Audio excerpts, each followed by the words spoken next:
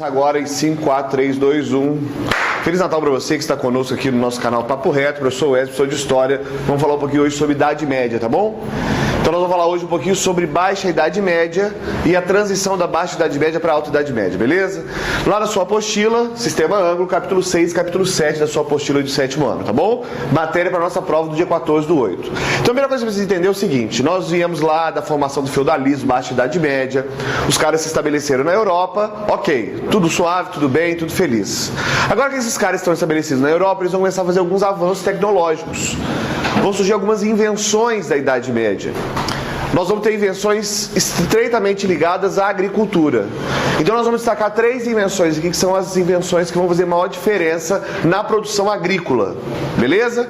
Então a primeira invenção que a gente tem é a charrua, uma charrua que vai ser tocada agora a animais, principalmente cavalo e boi, que é um tipo de arado que vai arar a terra e vai possibilitar o plantio de grandes extensões de terra. A segunda invenção muito importante nesse período é o ciclo trienal, ou seja, eles vão começar a plantar de maneira rotativa na terra para poupar a terra. Então, durante um ano, vai ter sempre um pedaço de terra descansando, isso vai aumentar a produtividade também. E nós vamos ter também o moinho d'água, que vai ser uma característica muito importante. O moinho d'água ele vai facilitar a moenda dos grãos, a roda d'água. Isso vai possibilitar o aumento da produção de alimentos.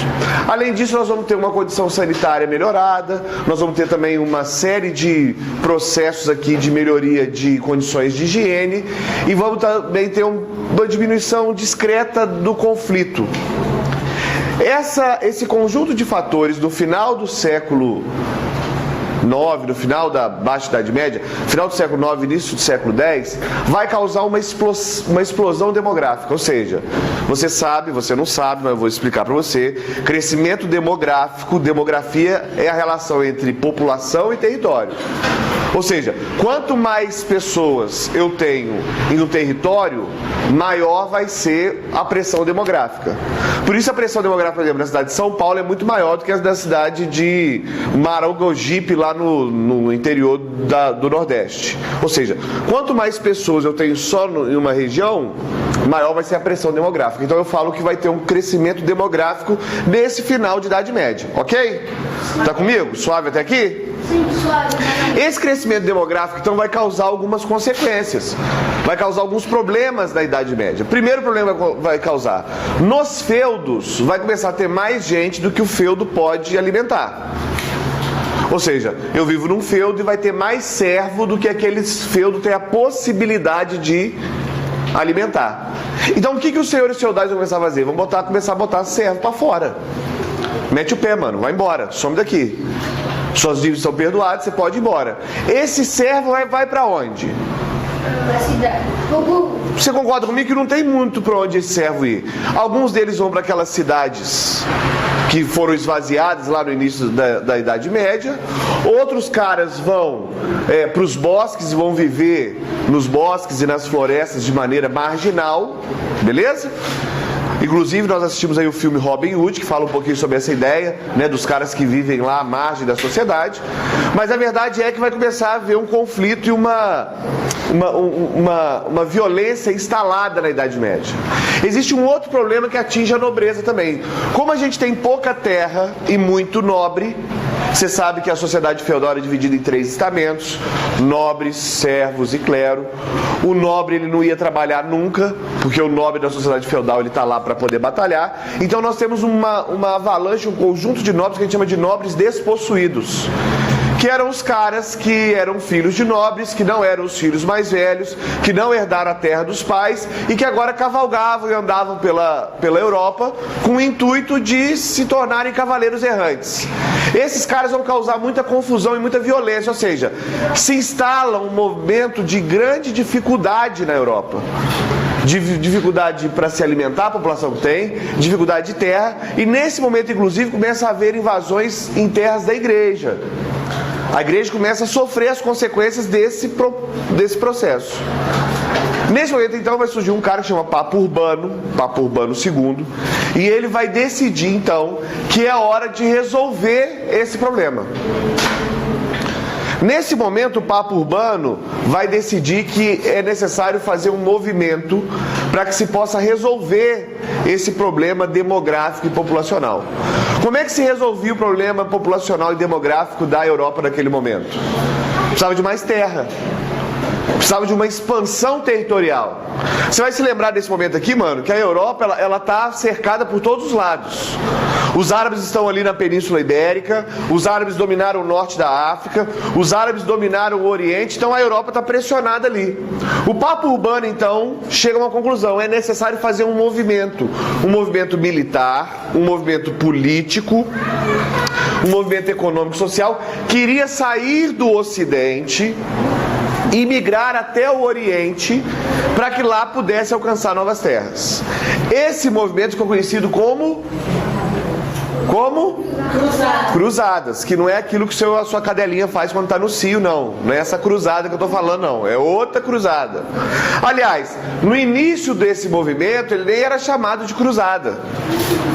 Esse movimento vai ganhar o nome de cruzada lá depois, já quando se estabeleceu a segunda cruzada, porque os caras que iam fazer esse movimento, eles iam com um uniforme, e esse uniforme tinha uma cruz, que simbolizava a cruz de Cristo. Essa cruz, então, os caras olhavam e falavam assim: olha os caras que vêm com a cruz, aqueles que têm a cruz, ou seja, os cruzados. Os cruzados são os caras que fazem as cruzadas, beleza? Então, se você tiver que definir as cruzadas, o que as cruzadas foram?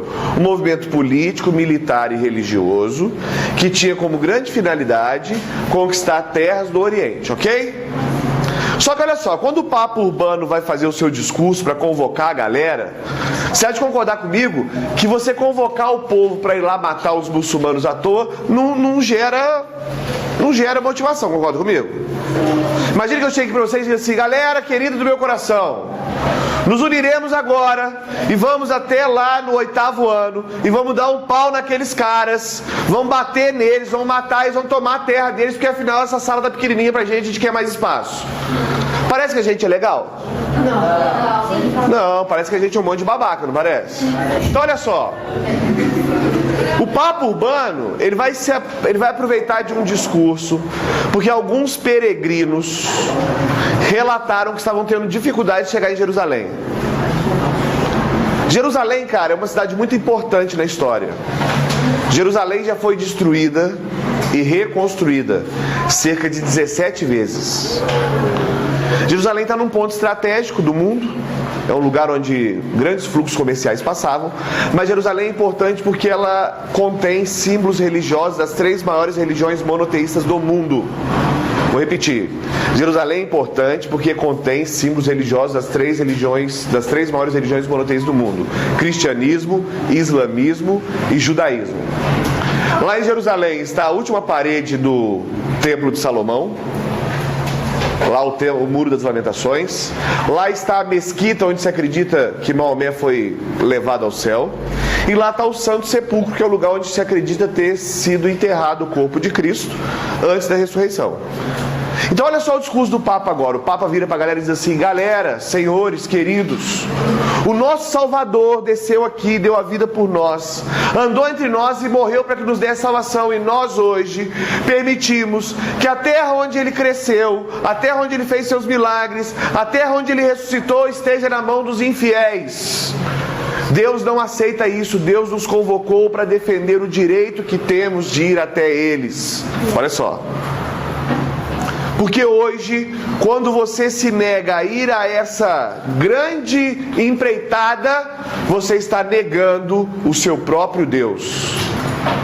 Agora a galera olha e fala assim: mano, é nós, eu vou com esse cara. Então olha só, presta atenção, galera. A conquista de Jerusalém, ela vai ser um motivo importante, importantíssimo. A ideia de reconquistar Jerusalém, de tirar Jerusalém da mão dos árabes, é um motivo importante? Cara, sem dúvida. Mas ela é a propaganda, ela é o marketing. Tá ligado? Ela é o símbolo.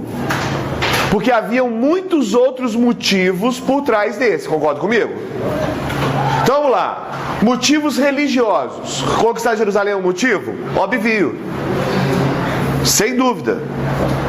Mas quais são os outros motivos religiosos para as cruzadas? Primeiro motivo, mano, presta atenção. O Papa não queria conquistar influência no Oriente? Qual era a religião predominante no Oriente nesse momento? O islamismo. O Papa não quer conquistar fiéis lá no Oriente? Outra coisa, a igreja não tinha rachado no meio? Não houve um evento chamado Cisma do Oriente? O Papa não quer reconquistar a influência que ele tem lá na igreja ortodoxa grega? O Papa não quer conquistar novos fiéis? Então, o primeiro ponto, ok? Reconquistar Jerusalém está no tópico? Tá, mas existem outros motivos religiosos aqui por trás. Motivos políticos. Mano, eu quero esvaziar a Europa. Vamos levar esse monte de servo desavisado para a Europa e vamos deixar eles morrer lá. Para a gente dar uma aliviada na Europa. Existe um motivo político maior ainda, que é de pegar esses nobres da Europa, que estão aqui enchendo a paciência, invadindo as terras da igreja, vão mandar eles para lá para o Oriente, e lá, cara, eles vão poder adquirir terras. Resolver um problemão. E é um problema econômico a ser resolvido. Qual é o problema econômico? O motivo econômico aqui, galera, é reabrir rotas de comércio. Nós vamos falar um pouquinho mais sobre rotas comerciais quando a gente vai falar de renascimento urbano. Mas qual a principal rota comercial que está fechada para a Europa? O Mar Mediterrâneo.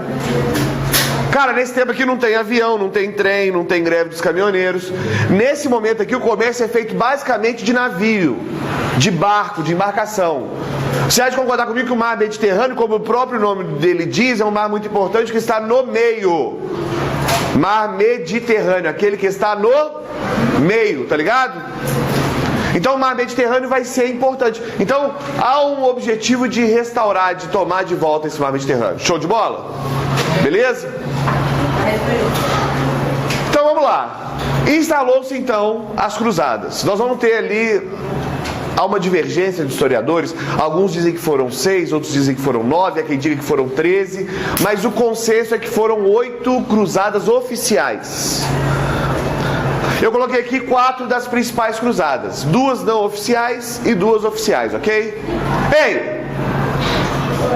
Cruzadas não oficiais ficaram muito conhecidas, a cruzada dos mendigos e a cruzada das crianças. A cruzada dos mendigos foi assim... Surgiu lá um rezador, um padre lá e disse, mano, Deus é conosco, vamos na fé que Deus vai dar a terra para nós. E os caras meteu o peito e foi embora. E sabe o que aconteceu com eles, né? Tomou na cabeça, morreu todo mundo. Por que é conhecida de cruzada dos mendigos? Porque foi mendigo, periquito, papagaio, serelepe, todo mundo não tinha preparo físico, não tinha preparo militar. Eles acreditaram que Deus ia ser com eles, eles foram na frente e morreram todo mundo. Entre a terceira e a quarta cruzada, vai haver surgir no meio da população uma ideia de que só pessoas puras poderiam dominar Jerusalém. O que os malucos fazem então, Caio? Junta um monte de criança, cara. Bota as criancinhas no navio e marcha para Jerusalém. O que vai acontecer? Morrer todo mundo.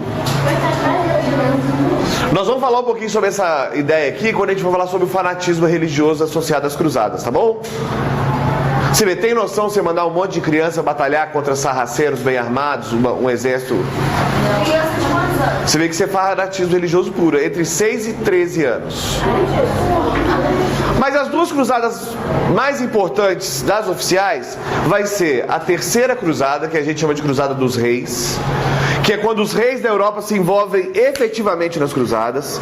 Aqui vai ter o Ricardo Coração de Leão, rei da Inglaterra. Ele vai ter aquela disputa com o Saladino, aquela relação que ele vai ter com o Saladino ali. Ele vai perder batalhas, mas vai ser um momento muito importante. Então essa é a terceira cruzada. E nós vamos ter a quarta cruzada, que é a cruzada dos comerciantes, que é quando os comerciantes da Europa se unem para promover uma cruzada para chegar em Constantinopla. Inclusive, quando eles chegam em Constantinopla, eles vão brigar entre si, vão saquear a cidade de Constantinopla, cristão contra cristão, e aí a parada fica feia lá, e os comerciantes nesse momento vão conquistar a cidade de Constantinopla. Então essas são as 4 cruzadas que eu queria mencionar para vocês, ok? Então agora nós vamos ter que ver quais são os resultados. Vamos dar uma olhadinha agora em quais são os resultados das cruzadas, ok? nós vamos ter resultados religiosos, políticos e comerciais. Quando você olha para o Oriente Médio hoje, não é difícil determinar quais foram os resultados religiosos. Não precisa ser um gênio para você perceber que o resultado religioso das cruzadas não foi um sucesso.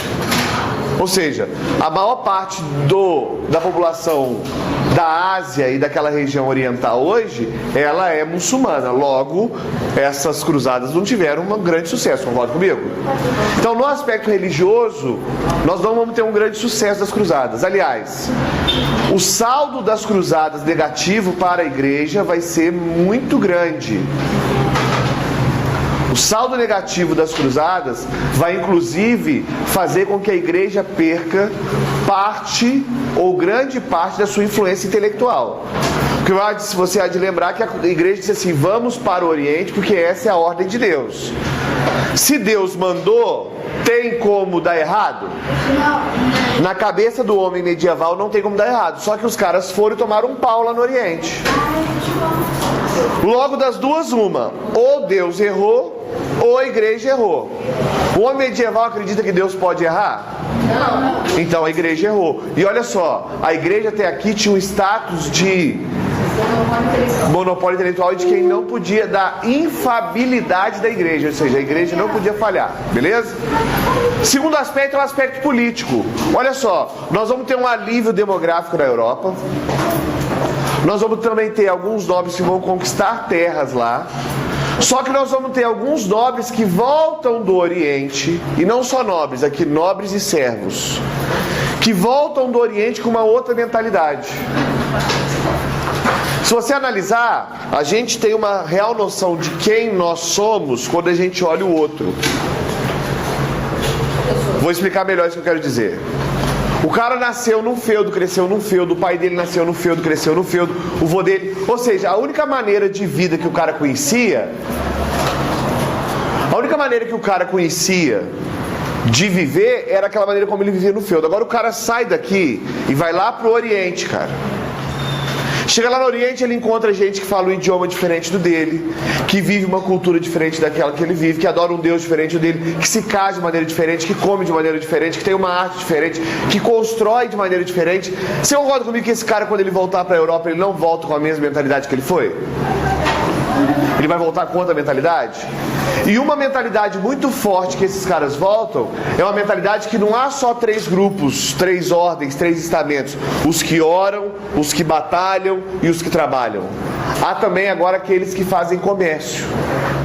Isso vai mudar drasticamente. Então a política na Europa vai mudar. Nós vamos ter novas realidades agora na Europa. E por fim nós temos os resultados comerciais.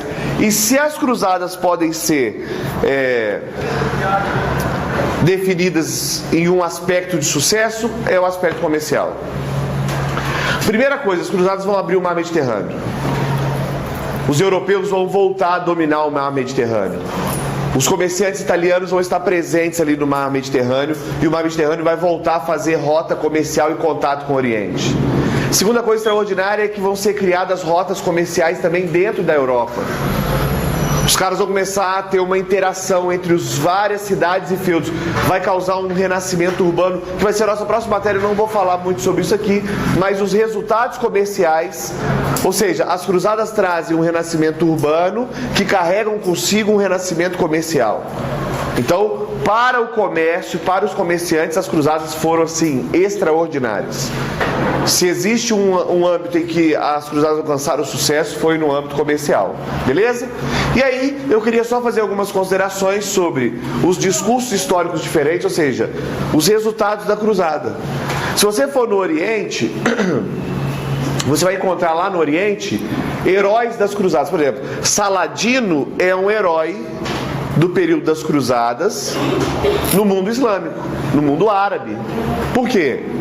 Porque você há de concordar comigo que se nós estamos vendo aqui do Ocidente os cruzados como os conquistadores, como aqueles que vão lá conquistar Jerusalém, como é que os árabes viram esses mesmos cruzados?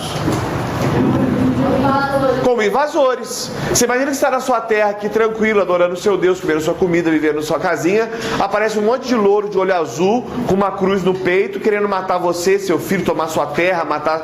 Você vai achar que esses caras estão vindo em nome de Deus? Não, esse cara está vindo em nome do diabo, do demônio, não é não? Não é? Os caras estão vindo. Você vai adorar e vai pedir ao seu Deus que o proteja desses caras. Então você percebe aqui que há dois discursos religiosos e dois discursos históricos.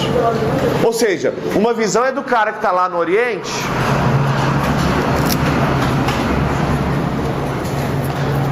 Uma visão é do cara que está lá no Oriente, que está tendo a terra invadida pelos cruzados. Outra visão é do cara que está saindo da Europa e indo invadir o Oriente. São dois discursos históricos, beleza? Mas você há de concordar comigo que no encontro dessas civilizações vão haver trocas. Concorda comigo? No encontro dessas civilizações haverão trocas culturais, trocas comerciais. Ou seja, o árabe ficou um pouco mais ocidental e o europeu ficou um pouco mais oriental.